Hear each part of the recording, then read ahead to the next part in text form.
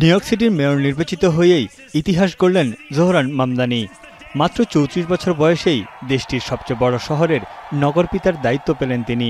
বিজয়ী ভাষণে মামদানি বলেন, ট্রাম্পের মতো স্বৈরাচারকে কিভাবে পরাজিত করতে হয় তার নিউ ইয়র্কবাসী দেখিয়ে দিয়েছেন। বিজয়ের একদিন পরই কাজ শুরু করে দিয়েছেন নবনির্বাচিত মেয়র।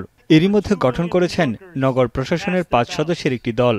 একজন এক্সিকিউটিভ ডিরেক্টর ও ৪ সহসভাপতির সবাই নারী সদস্য। নগরবাসীর ক্রয় ক্ষমতার সংকট মোকাবিলা, আবাসন সমস্যা দূর করা সহ জনসাধারণের আস্থা পুনর্নির্মাণে কাজ করার অঙ্গীকার করেছেন তিনি। বলেন, নিউ ইয়র্ক সিটির নতুন যুগের শুরু হয়েছে। What will unite them will be a commitment to solving old problems with new solutions.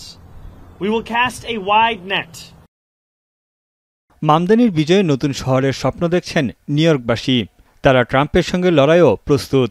তাদের বিশ্বাস, মামদানির হাত ধরেই পরিবর্তন আসবে এই শহরের। তবে মামদানির এই জয় কিছুতেই মেনে নিতে পারছেন না মার্কিন প্রেসিডেন্ট ডোনাল্ড ট্রাম্প। তার মতে, মামদানির এই বিজয়ের মধ্য দিয়ে যুক্তরাষ্ট্র তার সার্বভৌমত্ব হারাতে বসেছে। মামদানিকে কমিউনিস্ট বলে আবারও কটাক্ষ করেন মার্কিন প্রেসিডেন্ট।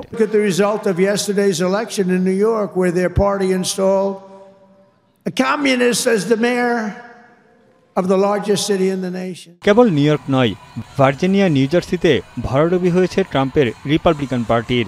সব জায়গায় ডেমোক্রেটদের জয় জয়কার। বিশেষজ্ঞদের মতে, এই নির্বাচনের মধ্য দিয়ে মার্কিন ভোটাররা ট্রাম্পের প্রতি তাদের বর্তমান মনোভাব প্রকাশ করেছেন। মামদানির মূল লক্ষ্য নিউ ইয়র্ক শহরকে সাধারণ কর্মজীবীদের জন্য বসবাসযোগ্য করে তোলা, নিউ ইয়র্কবাসীর জীবনযাত্রার মানোন্নয়ন করা। বিশ্লেষকদের মতে, মামদানির বিজয়ের মধ্য দিয়ে ডেমোক্রেটিক পার্টির পুনরুত্থান হবে।